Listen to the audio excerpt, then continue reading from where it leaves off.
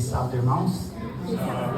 Uma satisfação estarmos aqui juntos para estudarmos um pouquinho da palavra de Deus e aprendermos mais do seu amor. Existe uma estimativa de que desde o surgimento do homem na face do planeta Terra, já houve aproximadamente 117 bilhões de seres humanos. E nós somos apenas um grão de areia no meio dessa imensidão. Eu quero dizer uma coisa para vocês. Para cada um desses 117 bilhões de seres humanos que já pisaram na face da Terra, e para aqueles que ainda surgirão, céus e terra traçaram uma estratégia de batalha. Céus e inferno disputam e disputarão cada ser humano desde o momento da sua concepção. Os céus abrem um mapa, traçam a estratégia. Olha, talvez se o Marcos nascer em tal lugar vai ser melhor. Ele vai estar perto de uma tia que é temente a Deus, que busca os princípios, ele pode ser influenciado.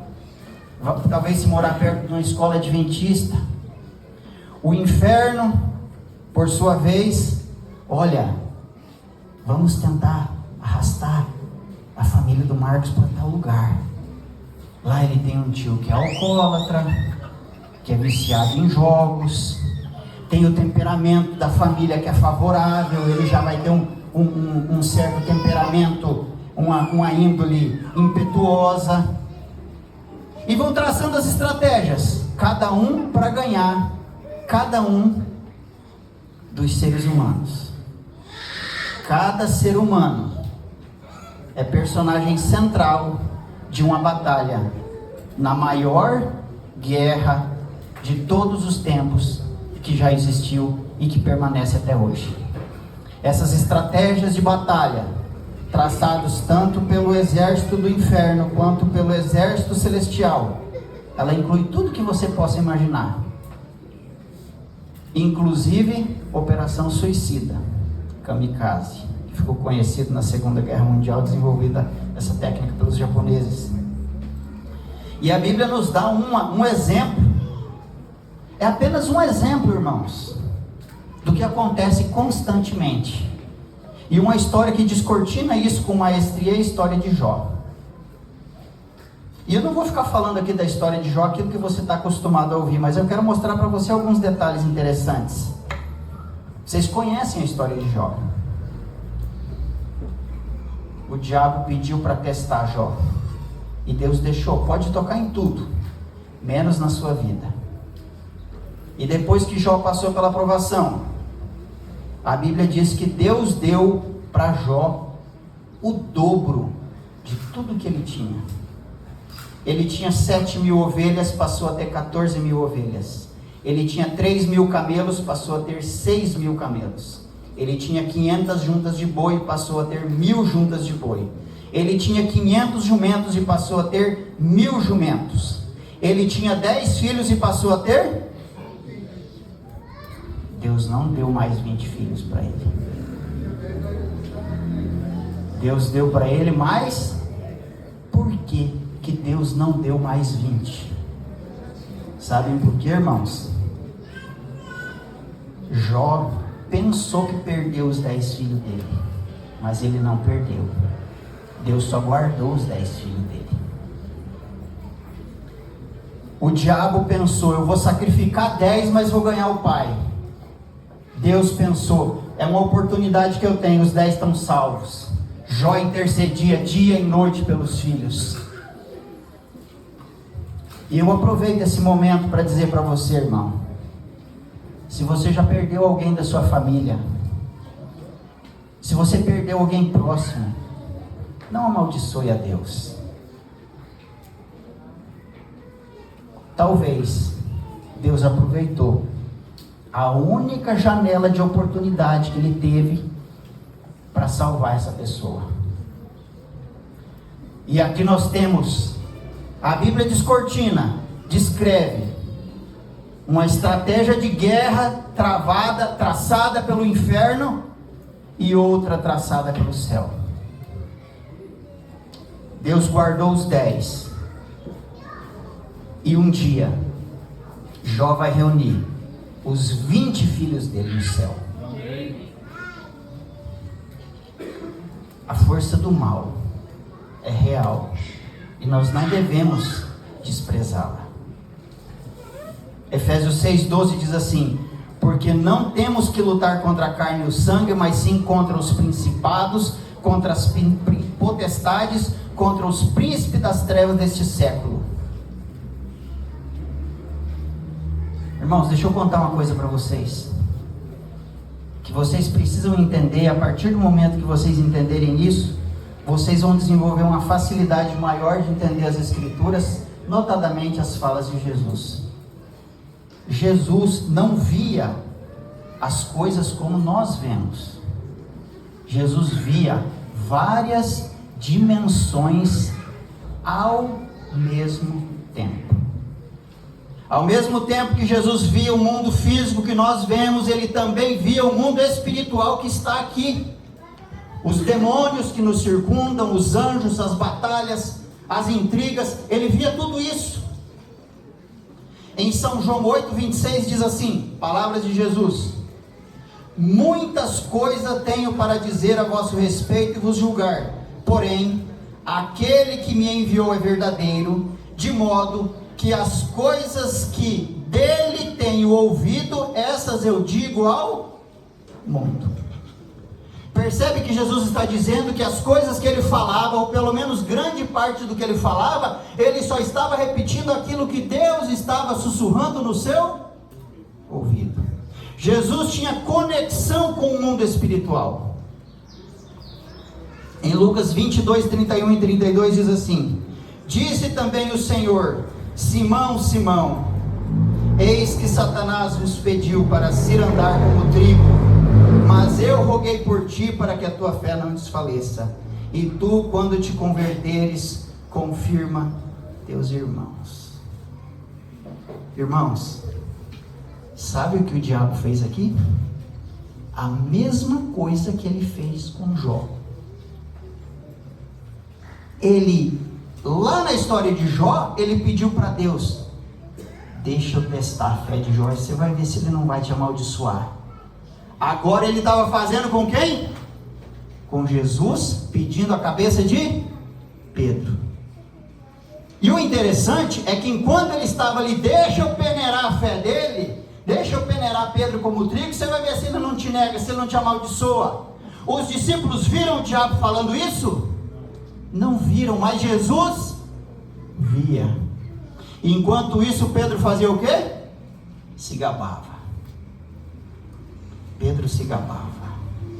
E Jesus disse: Pedro, Pedro, o diabo está pedindo para te peneirar, Pedro. O diabo está pedindo para te peneirar como trigo, Pedro. Ninguém estava vendo, mas Jesus via. Quando Jesus previu a destruição de Jerusalém, eles perguntaram, está lá em Mateus 24, Senhor, quando haverá de acontecer essas coisas e quando virá a consumação dos séculos? Jesus começou a ver o futuro.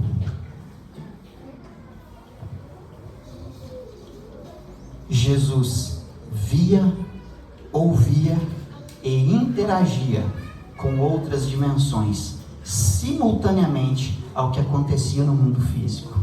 E muitas vezes ele interagia e as pessoas não entendiam, porque Jesus estava falando com o mundo sobrenatural e os seres humanos achavam que Jesus estava falando simplesmente com o mundo natural.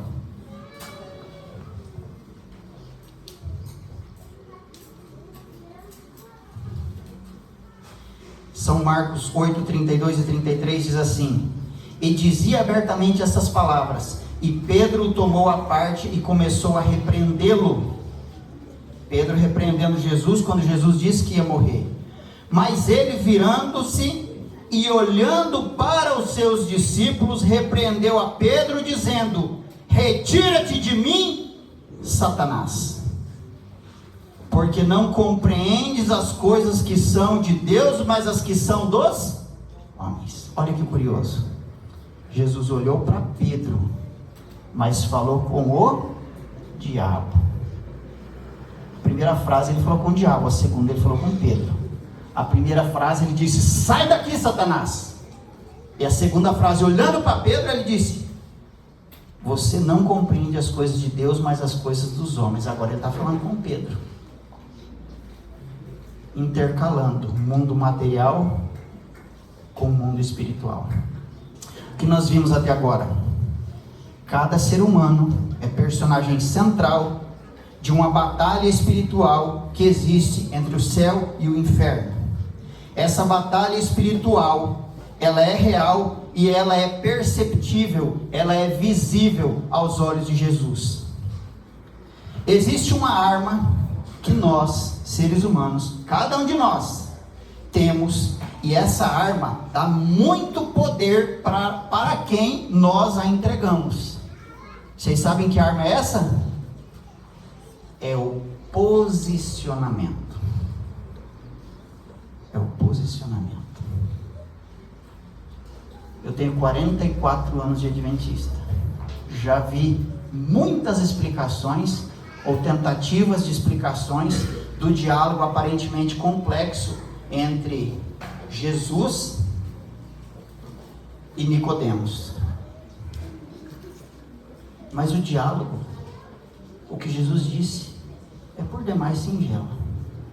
Sabe o que Jesus estava dizendo para Nicodemos? Jesus disse o que para ele? São João 3,5: em verdade te digo, que aquele que não nascer da água e do Espírito não pode entrar no reino de Deus. Sabe o que Jesus estava falando? Nicodemos, você precisa se posicionar. Você sabe quem eu sou, mas você vem à noite me procurar. Você está dando argumentos para o diabo reivindicar a sua alma.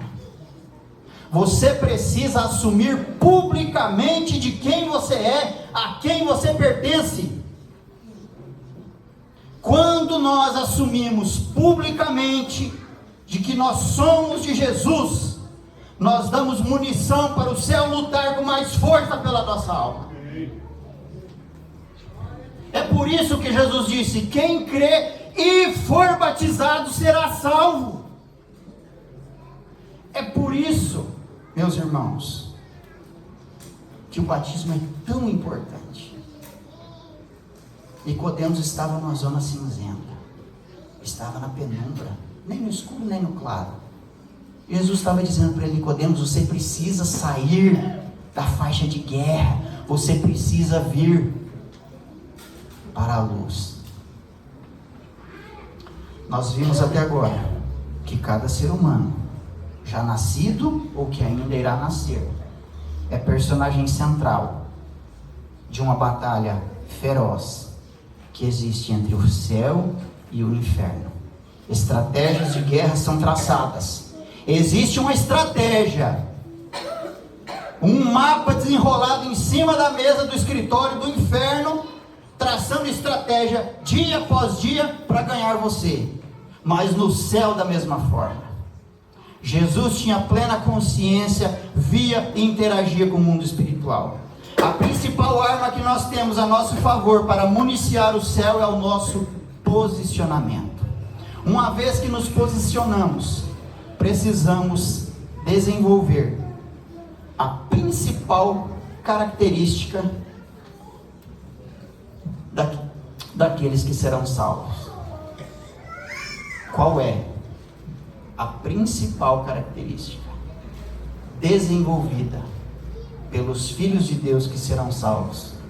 Apocalipse 14:12.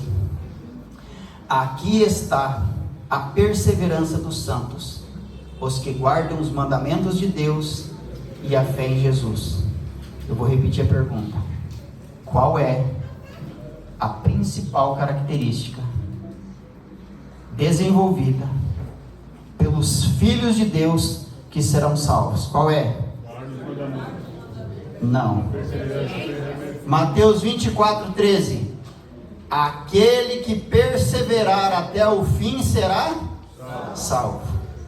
Vou repetir a pergunta: qual é a característica, corolário dos salvos, dos filhos de Deus que entrarão pelas portas da Nova Jerusalém? Qual é? Palavras de Jesus, Lucas 21:19, Jesus disse: é na vossa perseverança que ganhareis a vossa alma.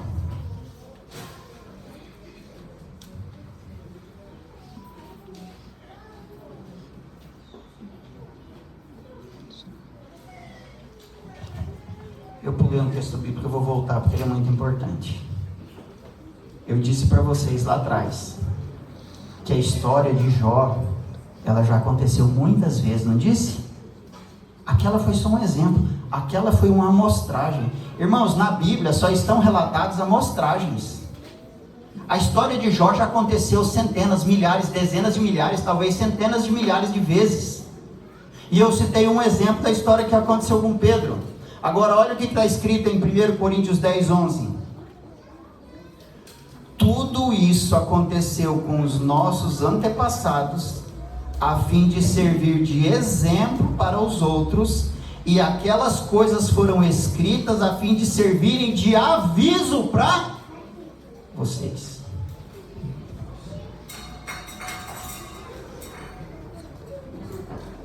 Cada ser humano é disputado, e em algum momento da vida é reivindicado para ser peneirado.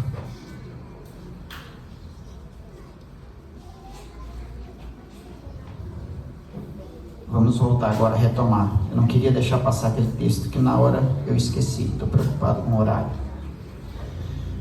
Lucas 21:19, eu tinha parado aqui. Jesus disse: é na vossa perseverança que ganhareis a vossa alma.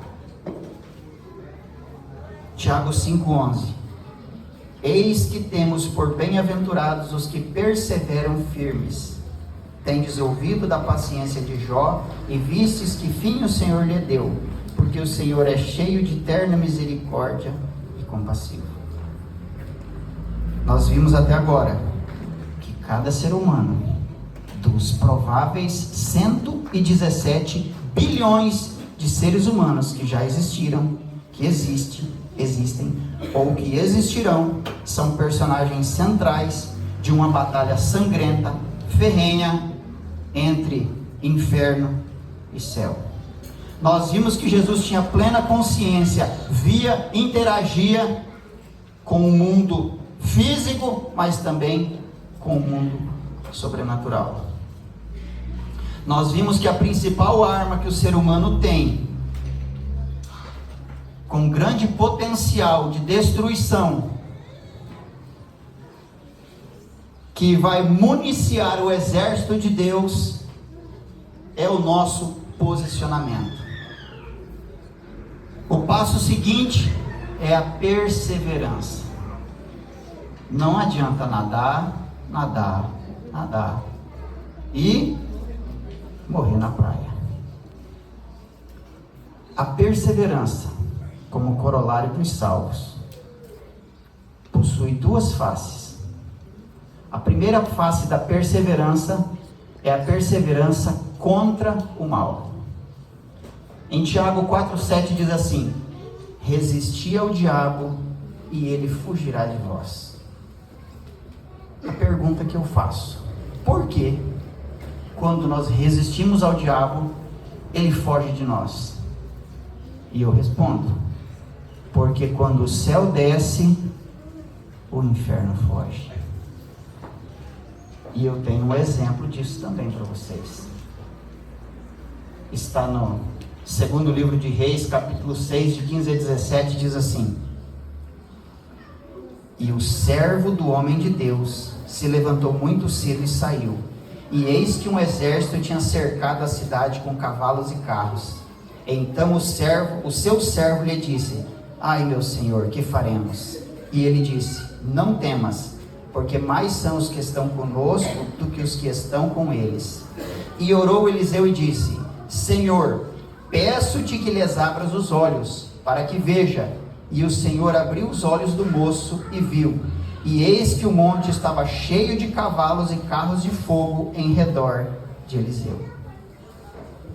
O profeta Eliseu, sucessor de Elias, havia avisado o rei de Israel que o exército da Síria, o exército sírio, estava planejando invadir Israel. O rei da Síria ficou sabendo que Eliseu havia revelado isso e decidiu ir matar Eliseu. Cercou Eliseu de madrugada. Geazi levantou e viu aquele exército e falou o quê? Estamos perdidos, estamos mortos. Mas Eliseu via o mundo espiritual. Que consagração! Aqui eu vejo a porção dobrada do Espírito. Eliseu via o mundo espiritual. E ele orou a Deus e pediu: Senhor, abre os olhos dele.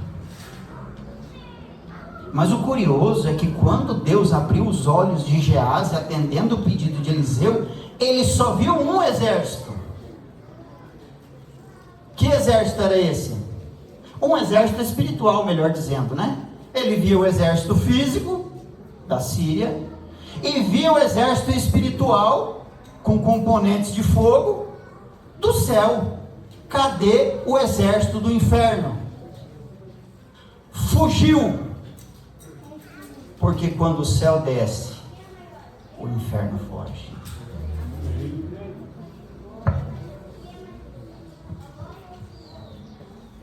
Segundo exemplo. Já fiz uma pregação sobre isso, mas faz muitos anos. Elias desafiou mais de 400, se eu não me engano, 450 de profetas de Baal.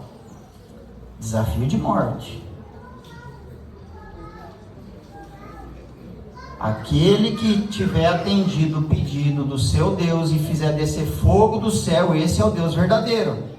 O resultado seria morte a fio da espada. Vocês conhecem a história, eu não vou ler. Apocalipse 13 diz assim: e faz grandes sinais, de maneira que até fogo faz descer do céu à terra, à vista dos homens. Está falando da besta que emergiu da terra. Deuteronômio 32:17 diz assim, falando dos sacrifícios que Israel fazia antigamente: ofereceram sacrifícios aos demônios, não a Deus. Salmo 106, 37 e 38: sacrificaram seus filhos e suas filhas aos demônios. 1 Coríntios 10, 20: digo que as coisas que eles sacrificam são sacrificadas a demônios, não a Deus. A Bíblia diz que o Israel apostatado estava oferecendo, fazendo oferendas e culto e sacrifícios aos demônios. A Bíblia diz que o poder das trevas tem poder de fazer descer fogo do céu, mas naquele dia do desafio não desceu fogo do céu. A primeira pergunta: por que os profetas de Baal aceitaram um desafio, serem expostos publicamente? Por quê? E eu respondo: porque eles eram acostumados a verem fenômenos sobrenaturais. Mas nesse dia, meus irmãos, o céu desceu. E quando o céu desce, o inferno foge.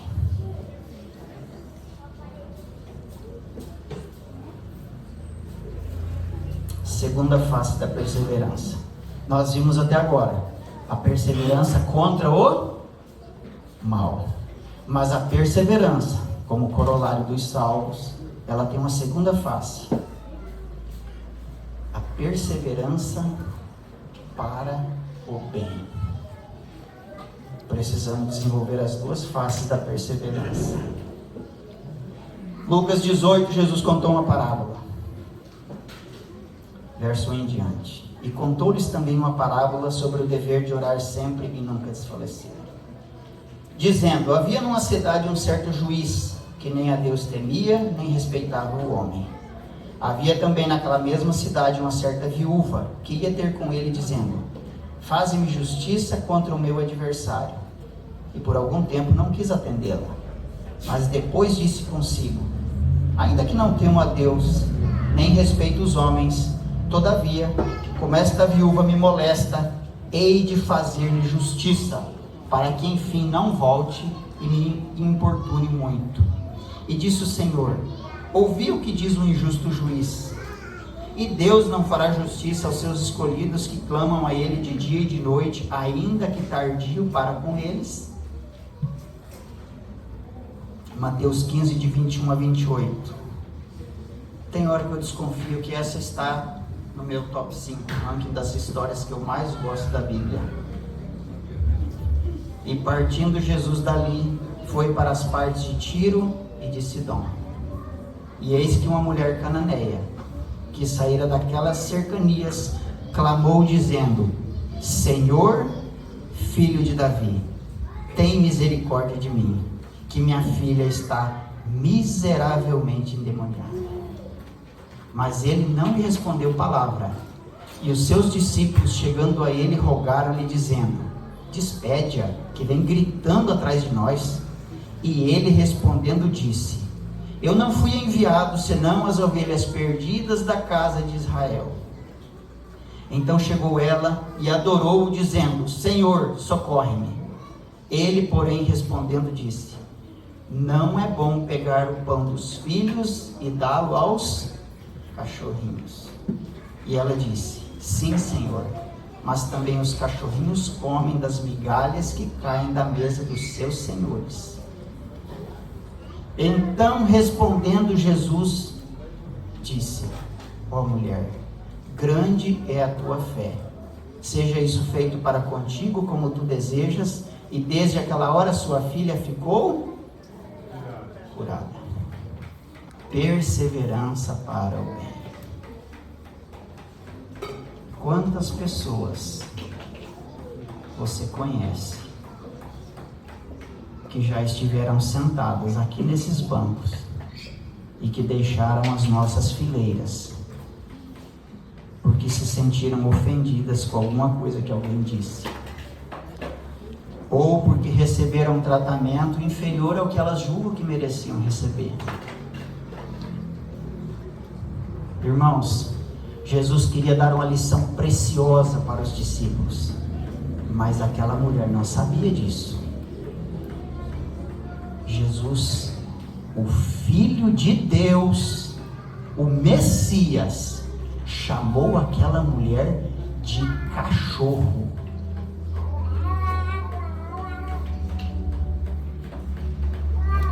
Mas ela se recusou a voltar embora de mãos vazias. Amém.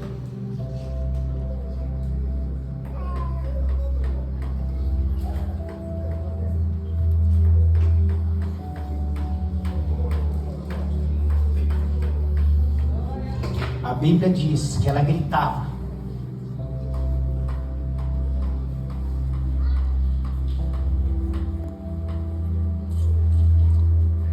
Ela lutou pela bênção.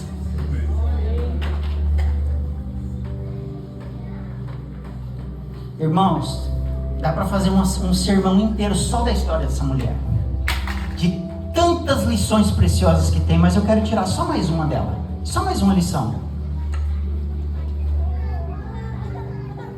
Jesus falou isso para essa mulher porque ele sabia que ela não ia desistir. Jesus não faria isso se soubesse que ela ia desistir. Ele não faria isso. Agora eu te digo uma coisa: talvez, apenas talvez, Deus já precisou de você para te usar como exemplo para outra pessoa, mas falou: não dá. O Marcos vai espanar. Eu precisaria de uma Cirofenícia, de uma Cananeia que agora dá uma aprovação para ela ensinar uma lição para quem está do lado dela, mas não dá, ele não aguenta. É o elo fraco da corrente. Você já parou para pensar nisso? Que talvez Deus precisasse de você, mas você não pode passar por uma aprovação que você esmorece, afrouxa, arrega, para de vir na igreja, para de orar, amaldiçoa Deus. Nós precisamos aprender muitas lições com essa mulher. Perseverança para o bem. Eu passei por uma experiência esse ano ainda. Foi um dos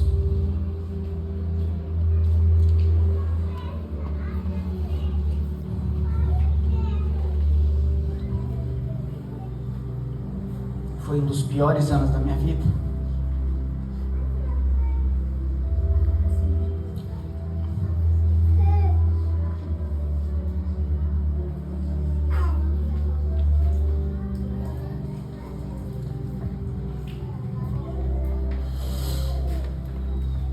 Eu achei que ia ficar cego.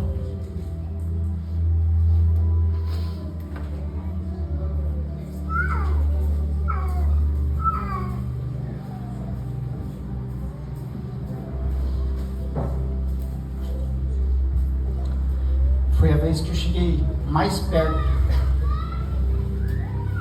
de reclamar para Deus.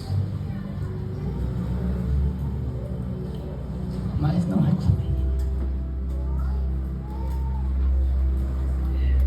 Não reclamei.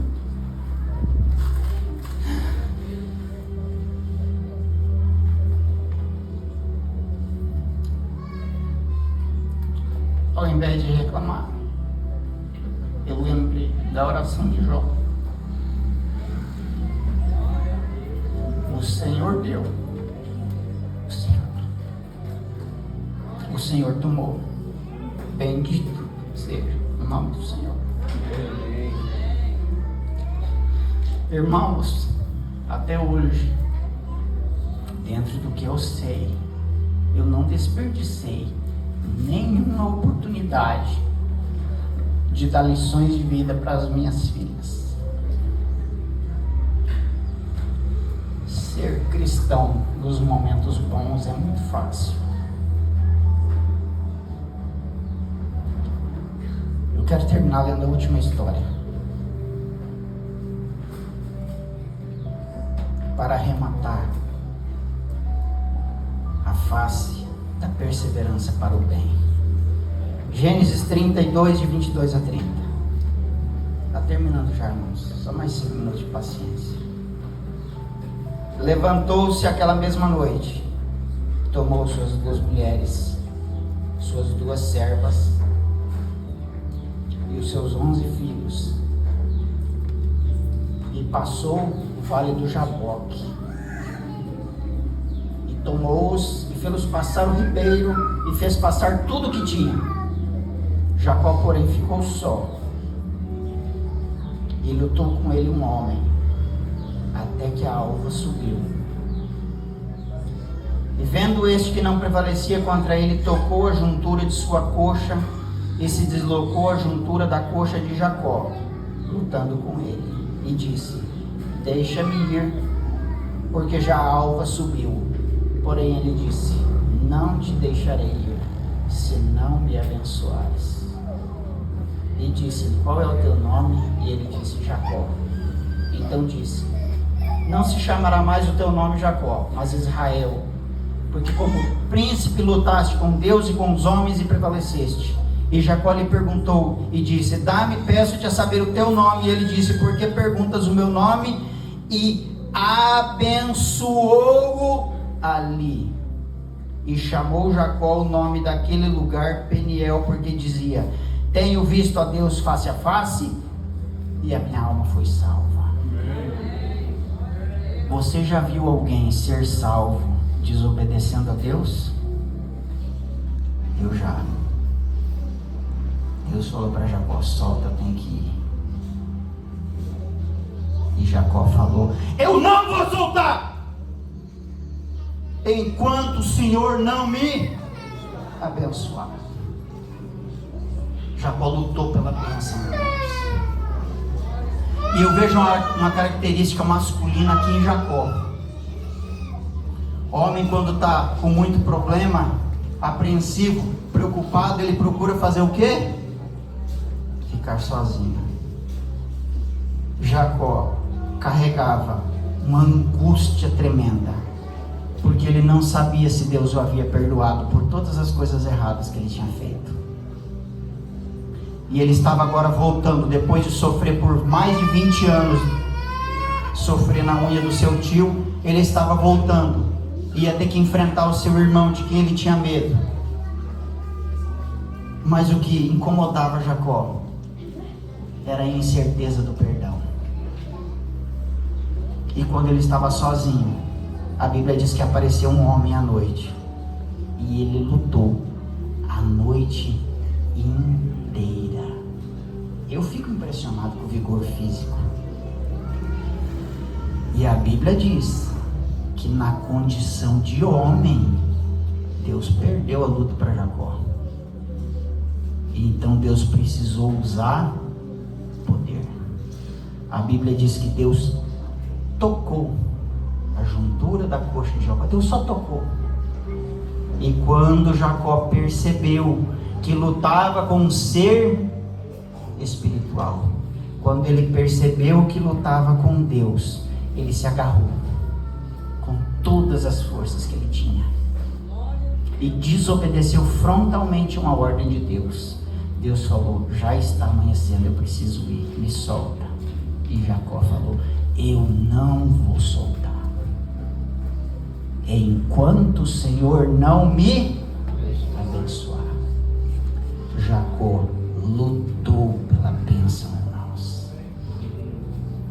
E muitas vezes nós nos achamos no direito de questionar.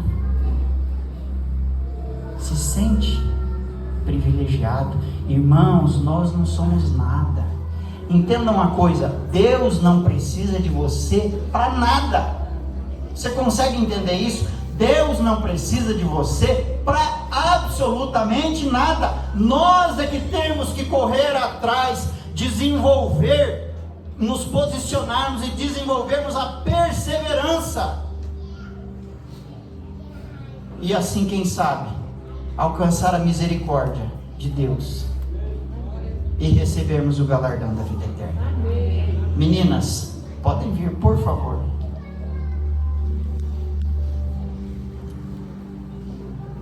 A pergunta que eu quero deixar para sua reflexão é: você vai ser perseverante ou você vai desistir no meio do caminho?